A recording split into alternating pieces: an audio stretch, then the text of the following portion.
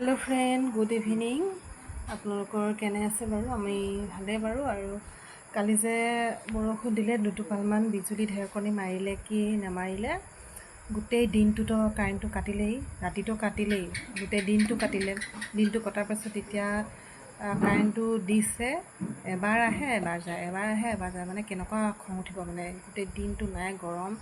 এফালে mobile charge নাই, মানে চাৰ্জ নাই, কিমান দিগদাৰ হয় আপোনালোকে জানেই।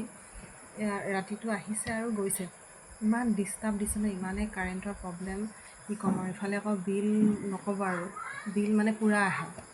এদিন লেট হ'ব লাগিলেই লগে লগে কাটি দিয়ে, কিন্তু কাৰেণ্টটো সময়মতে দিব নোৱাৰে।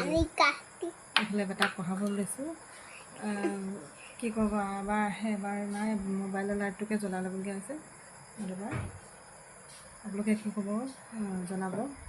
এইফালে আমাৰ বেটাই লিখি আছে, কাৰেণ্টটো আহিছিলেহে গ'লেই লগে লগে।